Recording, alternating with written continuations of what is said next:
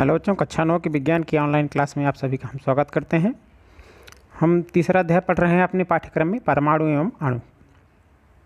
आज के लेक्चर में हम देखेंगे मोल की संकल्पना। मोल क्या होता है, थोड़ा सा पिछले लेक्चर में बात की गई थी कि किसी भी इकाई द्रव्यमान में उपस्थित अणुओं की संख्या मोल कहलाती है। हम यहाँ हाइड्रोजन और ऑक्सीजन की किसी भी अपक्रिया का उदाहरण लेते हैं जिसमें जल निर्मित होता है। इसके माध्यम से हम समझेंगे कि मोल क्या होता है। यह अपक्रिया दिखाती है कि पहली चीज़, हाइड्रोजन के 2 अणु ऑक्सीजन के 1 अणु के साथ अपक्रिया करके जल के 2 अणु निर्मित करते हैं। हाइड्रोजन के 2 अणु ऑक्सीजन के 1 अणु के साथ अपक्रिया करके जल के 2 अणु निर्मित करते हैं। या हाइड्रोजन अणु के 4 U और ऑक्सीजन अणु के 32 U के साथ संयोग करके 36 U जल अणु निर्मित होता है। उपरोक्त समीकरण से यह निष्कर्ष निकाल सकते हैं कि हम किसी पदार्थ की मात्रा उसके द्रव्यमान से अथवा उसके परमाणुओं की संख्या से अभिलक्षित कर सकते हैं। परंतु एक रासायनिक अपक्रिया समीकरण से अपक्रिया में भाग लेने वाले परमाणुओं अथवा अणुओं की संख्याएं सीधे प्राप्त हो जाती हैं। इसलिए पदार्थों की मात्राओं का ज्ञान उनके द्रव्यमानों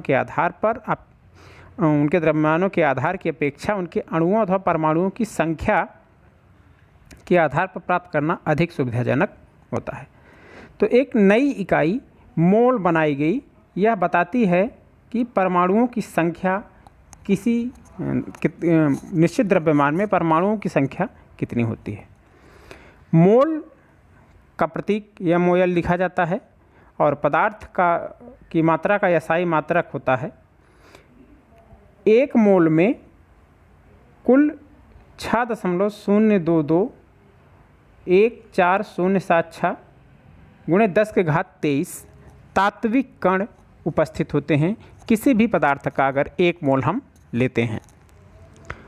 यह संख्या आवोगाद्रो स्थिरांक कहलाती है, जिसे Na का नियत संख्यात्मक मान मानते हैं और इसे मोल की इकाई के रूप में व्यक्त किया जाता है, या इसे आवोगाद्रो संख्या भी कहते हैं। किसी निकाय के पदार्थ की मात्रा प्रतीक N विनिर्दिष्टक तात्विक कणों की संख्या की माप होती है। यह तात्विक कण एक परमाणु, एक अणु, एक आयन, एक इलेक्ट्रॉन, कोई अन्य कण या कणों का विनिर्दिष्ट समूह हो सकता है। मोल एक निकाय के पदार्थ की मात्रा है जिसमें 6.0221407 गुणे 10⁻23 विनिर्दिष्ट तात्विक कण होते हैं। सीधी भाषा में जाने कि 1 मोल किसी पदार्थ का यह प्रदर्शित करता है कि इसमें इतनी संख्या में कण उपस्थित हैं। मतलब अगर किसी भी पदार्थ का 1 मोल लिया जा रहा है तो उसमें उस पदार्थ के कणों की संख्या 6.022 गुणे 10⁻23 होगा। जैसे कि हम देखते हैं सामान्य व्यवहारिक रूप में कि 1 दर्जन में 12 या 1 गुरुस में 144 ये इकाइयाँ होती हैं। वैसे ही मोल भी एक इकाई है जिसमें कणों की संख्या एक निश्चित संख्या हमेशा उपस्थित होती है। यद्यपि मोल एक संख्या से संबंधित है, परंतु दर्जन या ग्रुस की तुलना में इसका एक और लाभ यह है कि यह किसी विशिष्ट पदार्थ के 1 मोल में द्रव्यमान निश्चित होता है। कोई भी विशिष्ट पदार्थ हो, जैसे हाइड्रोजन का 1 मोल अगर उसके परमाणुओं की बात करते हैं तो उसका द्रव्यमान 1 ग्राम होता है, तो 1 ग्राम। कार्बन 12 होता है परमाणु द्रव्यमान, तो 12 ग्राम कार्बन 1 मोल माना जाएगा। ऑक्सीजन 16 होता है तो 16 ग्राम ऑक्सीजन वह 1 मोल माना जाएगा। तो उसके द्रव्यमान की ग्राम इकाई में परिवर्तित करने पे जो मात्रा प्राप्त होती है वह उस पदार्थ की, तत्व की, यौगिक की, वह 1 मोल कहलाती है। किसी पदार्थ के 1 मोल का द्रव्यमान उसके सापेक्ष परमाणु एवं अणु के द्रव्यमान के बराबर होता है। किसी तत्व का परमाणु द्रव्यमान उस तत्व के द्रव्यमान को परमाणु द्रव्यमान इकाई U में प्रदर्शित करता है। तो किसी तत्व के परमाणुओं के 1 मोल का द्रव्यमान मोलर द्रव्यमान कहलाता है। 1 मोल द्रव्यमान क्या कहलाता है? किसी तत्व के परमाणुओं का मोलर द्रव्यमान कहलाता है। अगर हम उसके परमाणुओं का 1 मोल लेते हैं परमाणुिक द्रव्यमान का, तो वह मोलर द्रव्यमान कहलाता है। हमें उसी संख्यात्मक मान को लेना पड़ेगा, परंतु इकाई को U से G में परिवर्तित किया जाता है। परमाणुओं के मोलर द्रव्यमान को ग्राम परमाणु द्रव्यमान भी कहा जाता है। मोलर द्रव्यमान का एक दूसरा भी नाम है ग्राम परमाणु द्रव्यमान, मतलब परमाणु द्रव्यमान को ग्राम में हम परिवर्तित कर देते हैं तो वह 1 मोल कहलाता है। जैसे हाइड्रोजन का परमाणु द्रव्यमान 1 U होता है तो हाइड्रोजन का ग्राम परमाणु द्रव्यमान 1 ग्राम होगा। इस तरह किसी भी पदार्थ का जितना परमाणु द्रव्यमान होता है वही उसका ग्राम परमाणु, जिसका परमाणु द्रव्यमान जो होता है वही उसका ग्राम परमाणु द्रव्यमान मान लिया जाता है। 1 U हाइड्रोजन में केवल 1 हाइड्रोजन परमाणु होता है। 1 U हाइड्रोजन में लिखने का मतलब केवल 1 हाइड्रोजन परमाणु हुआ, लेकिन जब हम उसे ग्राम में परिवर्तित कर देते हैं तो वह 1 मोल परमाणु होते हैं। 1 मोल परमाणु में परमाणुओं की संख्या 1 ग्राम हाइड्रोजन का मतलब 1 मोल हाइड्रोजन, और उसमें परमाणुओं की संख्या 6.022 × 10⁻23 हाइड्रोजन के परमाणु उपस्थित होंगे हाइड्रोजन के 1 मोल में। इसी तरह 16 U ऑक्सीजन में केवल 1 ऑक्सीजन का परमाणु होता है, लेकिन अगर 16 ग्राम कर दें, ग्राम परमाणु द्रव्यमान में परिवर्तित कर दें उसको हम परमाणु द्रव्यमान को, तो उसमें 1 मोल के परमाणु होंगे, और 1 मोल परमाणु का मतलब 6.022 × 10⁻23 ऑक्सीजन के परमाणु ऑक्सीजन के 1 मोल में उपस्थित होंगे।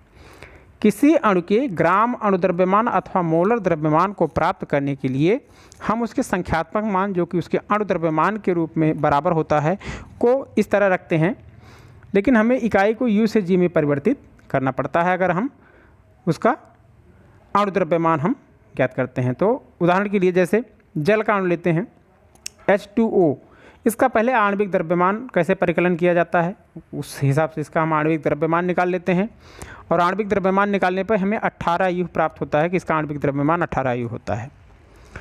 यहाँ से हमें यह प्राप्त होता है कि 18 U जल में जल का केवल 1 अणु उपस्थित होता है, क्योंकि उसका परमाणु द्रव्यमान जल के 1 अणु का 18 U होता है।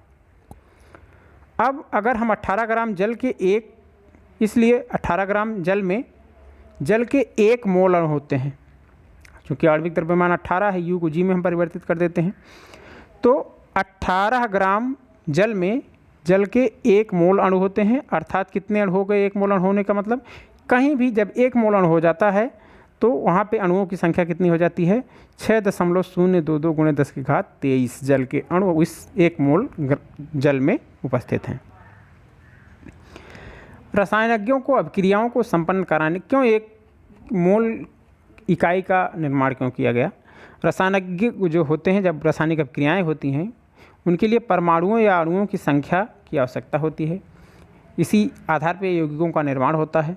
इसके लिए उन्हें द्रव्यमानों को ग्रामों में संख्याओं के साथ संबंधित करना पड़ता है, और इसको इस प्रकार करते हैं जैसे कैसे ग्राम को परमाणु द्रव्यमान को ग्राम में परिवर्तित करते हैं। 1 मोल होता है 6.022 × 10⁻23 ग्राम द्रव्यमान, मतलब ग्राम सापेक्ष द्रव्यमान के बराबर होगा यह।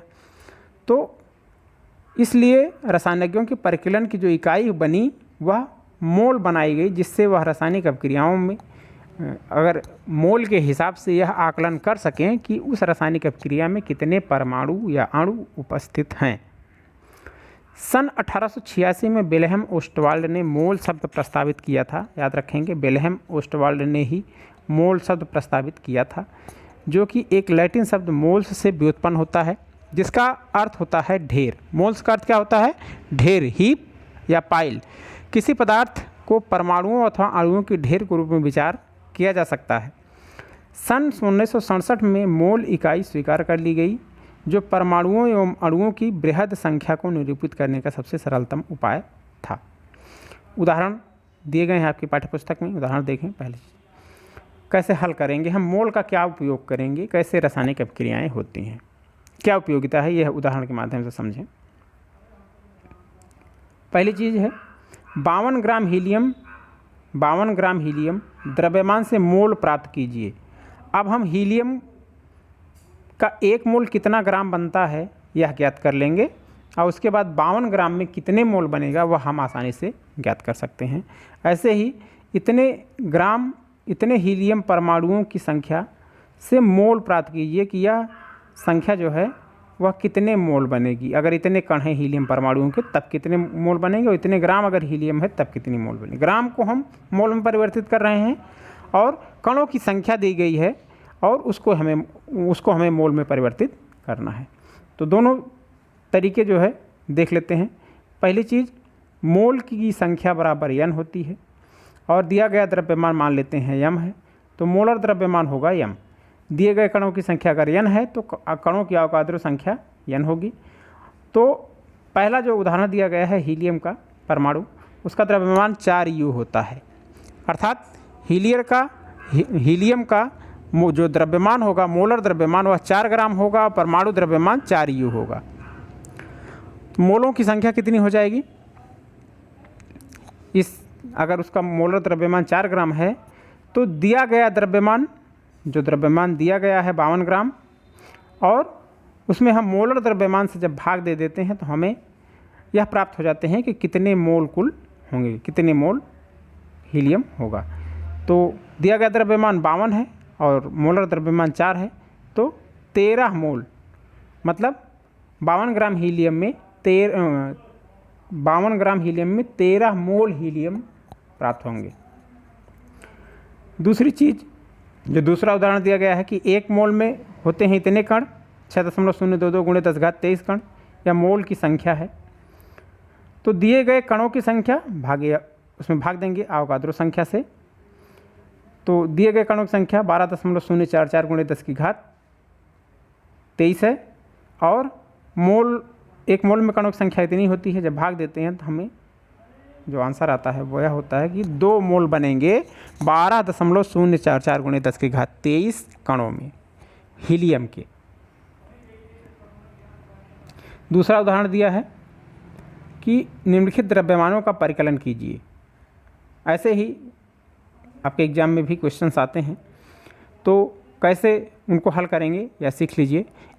आधा मोल 0.5 मोल नाइट्रोजन गैस अणु के मोल से द्रव्यमान ज्ञात कीजिए। कैसे ज्ञात करेंगे देखें।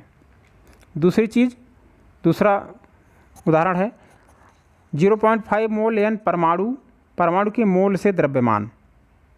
अगर इतना मोल परमाणु हैं तो उसका कितने परमाणु होंगे, और इतने परमाणुओं की संख्या से द्रव्यमान, और 6.022 × 10⁻23 N2 अणुओं की संख्या से द्रव्यमान। सभी से हमें मोलर द्रव्यमान ज्ञात करना है। कैसे करेंगे देखते जाएंगे एक करके। द्रव्यमान बराबर होता है मोलर द्रव्यमान गुणे मोलों की संख्या। मोलर द्रव्यमान गुणे मोलों की संख्या, तो m = m × n। 28 गुणे आधा 0.5 होगा 14 ग्राम। पहला का आंसर हो गया। द्रव्यमान बराबर होता है मोलर द्रव्यमान गुणे मोलों की संख्या, ये हम जान रहे हैं। तो m बराबर m × n, तो 14 × 0.5 बराबर 7 ग्राम। और मोलों की संख्या कैसे ज्ञात करते हैं, इसका सूत्र है दिए गए कणों की संख्या भागे अवोगाद्रो संख्या, n/Na। तो दिए गए कणों की संख्या है 3.011 × 10⁻23 अपान 6.022 × 10⁻23। यहाँ पे इस सूत्र का उपयोग करते हैं। तो m = capital M × small n = 14 × 3.011 × 10⁻23 बटे 6.022 × 10⁻23। क्या हो जाएगा, 14 × 0.5 बराबर 7 ग्राम। n कैसे निकालते हैं, दिए गए कणों की संख्या भागे अवोगाद्रो संख्या, और m बराबर होता है m × n/Na। तो 28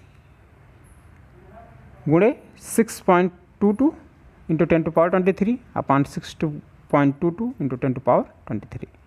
दोनों बराबर हैं, मतलब 1 मोल। तो 28 × 1 बराबर 1 ग्राम, 28 ग्राम। दूसरा उदाहरण दिया गया है, इसको भी देख लें कि निम्नलिखित प्रत्येक में कणों की संख्या का परिकलन कीजिए। 46 ग्राम सोडियम परमाणु द्रव्यमान से संख्या, और 8 ग्राम ऑक्सीजन अणु। द्रव्यमान से अणुओं की संख्या, मतलब 8 ग्राम ऑक्सीजन का अणु है तो उसमें कितने अणु होंगे, और 46 ग्राम सोडियम है तो उसमें कितने सोडियम परमाणु उपस्थित होंगे, यह हमें निकालना है। कैसे ज्ञात करेंगे? और एक सवाल है इसका कि 0.1 मोल कार्बन परमाणु हैं, 0.1 मोल कार्बन परमाणु हैं तो उससे कितने मोल बनेंगे। पहला हल करते हैं। परमाणुओं की संख्या बराबर दिया गया द्रव्यमान बटे मोलर द्रव्यमान गुणे अवगाद्रो संख्या। इससे हम परमाणुओं की संख्या ज्ञात कर लेते हैं इस सूत्र से। n equal to m upon capital M into N0, Avogadro संख्या है N0, और n ज्ञात करना है। स्मॉल m दिया है 46, कैपिटल M 23 होता है, परमाणु द्रव्यमान होता है, और अवगाद्रो संख्या 6.022 गुणे 10⁻23। तो कितना हो जाएगा उसका कैलकुलेशन करने पे? 12.044 इंटू 10⁻23। अणुओं की संख्या कैसे ज्ञात करेंगे हम? दिया गया द्रव्यमान बटे मोलर द्रव्यमान गुणे अवगाद्रो संख्या, यह इसका फार्मूला है। और इस फार्मूले में जब हम अपने जो हमें संख्याएं प्राप्त हैं उसको रखते हैं तो ऑक्सीजन का परमाणु द्रव्यमान चूँकि 16 होता है तो ऑक्सीजन का मोलर द्रव्यमान 32 ग्राम होगा। तो n इक्वल टू हो जाएगा 8/32 इंटू 6.022 गुणे 10⁻23। n बराबर होगा 1.5055 गुणे 10⁻23 बराबर लगभग बराबर होगा 1.51 अप्रॉक्सीमेट होगा यह लगभग, और गुणे 10⁻23 इसके बराबर होगा। ऐसे ही कणों या परमाणुओं की संख्या से कण के मोलों की संख्या गुणे अवगाद्रों की संख्या में गुणा करके जो है कणों या परमाणुओं की संख्या को ज्ञात कर सकते हैं। n equal to n into Na होगा 0.1 इंटू 6 पॉइंट इतना बन जाएगा 6.022 इंटू 10⁻22। तो इस तरह हम सवाल को हल कर सकते हैं। किस तरह परमाणुओं की संख्या ज्ञात कर सकते हैं? परमाणु की संख्या दी गई है तो उसका मोलर द्रव्यमान निकाल सकते हैं। तो आज यह एक थोड़ी सी शुरुआत थी मोलर द्रव्यमान के संबंध में, कैसे मोलर द्रव्यमान ज्ञात किया जाता है और मोलर द्रव्यमान होता क्या है। आगे के क्लासेस में जब आप बढ़ेंगे हायर क्लासेस में तो वहाँ पे विस्तृत रूप से मोलर इकाई का मोल का उपयोग किया जाएगा।